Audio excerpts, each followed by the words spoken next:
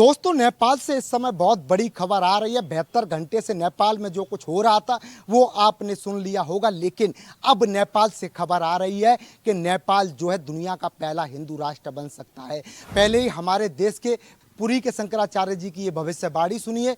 भारत के पूर्व राष्ट्रपति जी, वर्तमान राष्ट्रपति जी भी कान खोलकर सुन लें, विश्व में सशक्त क्रांति की उद्भावना नेपाल से होगी। पुरी के शंकराचार्य जी पहले भविष्यवाणी कर चुके थे, लेकिन नेपाल में ऐसा क्या हुआ, नेपाल के बालिन शाह ने ऐसा क्या बयान दिया जिससे लेकर अब दावा किया जा रहा है कि नेपाल बहुत जल्द ही हिंदू राष्ट्र बन सकता है। दोस्तों नमस्कार, जय हिंद। मेरा नाम है संदीप और आप देख रहे हैं अपना उत्तर प्रदेश। नेपाल में अब राजशाही वापस आ सकती है और नेपाल दुनिया का पहला हिंदू राष्ट्र बन सकता है, ऐसा संकेत नेपाल की सरकार, नेपाल के प्रधानमंत्री बालिन शाह ने दे दिया है, जिसे लेकर अब दुनिया भर की मीडिया, देश भर की मीडिया, नेपाल के लोग कह रहे हैं कि भैया नेपाल में हिंदू राष्ट्र की घोषणा भी जल्दी हो सकती है। अब आप ये खास रिपोर्ट देखिए और समझने की कोशिश कीजिए आखिरकार बालिन शाह ने कैसे इशारों में बता दिया है कि नेपाल में आने वाले भविष्य में क्या होने वाला है।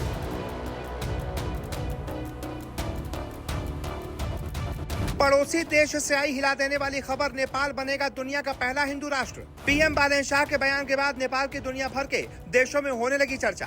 क्या नेपाल फिर बनेगा हिंदू राष्ट्र? पीएम बालिन शाह ने हिंदू राष्ट्र और राजशाही पर साफ किया रुख। दोस्तों, क्या दुनिया का इकलौता हिंदू राष्ट्र एक बार फिर से इतिहास दोहराने जा रहा है? क्या नेपाल में फिर से हिंदू राष्ट्र और राजशाही की वापसी की पटकथा लिखी जा रही है? और आखिर ऐसा क्या हुआ कि पूरे दक्षिण एशिया में इस मुद्दे की चर्चा तेज हो गई?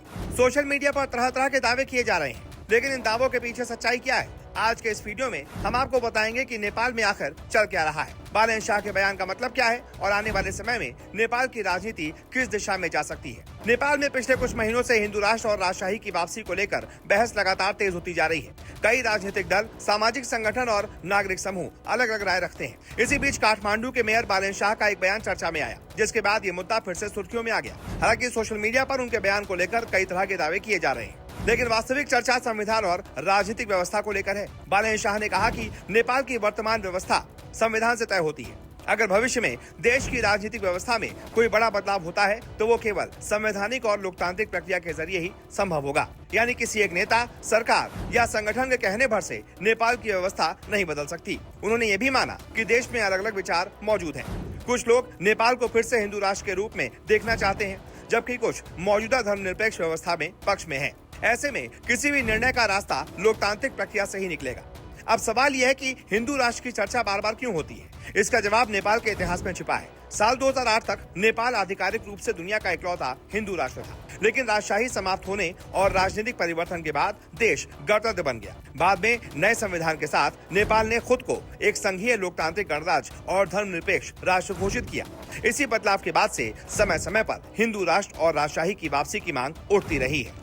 नेपाल के भीतर आज भी इस विषय पर अलग अलग मत हैं। कुछ संगठन मानते हैं कि नेपाल की सांस्कृतिक पहचान हिंदू राष्ट्र के रूप में हो रही है और उसे फिर से वही स्वरूप मिलना चाहिए। वहीं दूसरी ओर कई राजनीतिक दल और नागरिक समूह धर्मनिरपेक्ष व्यवस्था को लोकतांत्रिक व्यवस्था का महत्वपूर्ण हिस्सा मानते हैं।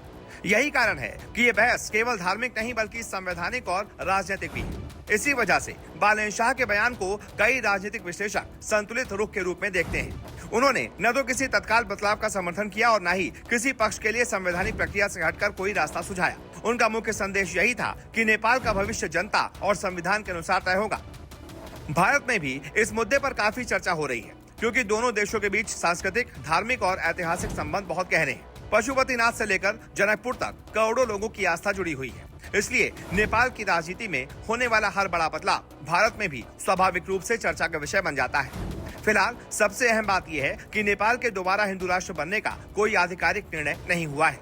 ये विषय अभी भी राजनीतिक बहस और सार्वजनिक चर्चा का हिस्सा है। अगर भविष्य में कोई परिवर्तन होता है तो उसके लिए संवैधानिक प्रक्रिया, राजनीतिक सहमति और लोकतांत्रिक निर्णय आवश्यक होंगे। अब देखना होगा कि आने वाले समय में नेपाल की राजनीति किस दिशा में आगे बढ़ती है। क्या हिंदू राष्ट्र की मांग और मजबूत होगी या वर्तमान व्यवस्था ही जारी रहेगी? इसका जवाब आने वाले राजनीतिक घटनाक्रम और जनता के फैसलों में छिपा है। अगर आपको नेपाल की राजनीति, भारत नेपाल संबंध और ऐसी बड़ी खबरों का विश्लेषण पसंद आता है तो वीडियो को लाइक करें, चैनल को सब्सक्राइब करें और कमेंट में बताएं कि आपको लगता है कि भविष्य में नेपाल फिर से हिंदू राष्ट्र बन सकता है या मौजूदा व्यवस्था ही जारी रहेगी। जो भी आपकी राय हो कमेंट जरूर करें। जय हिंद, जय भारत।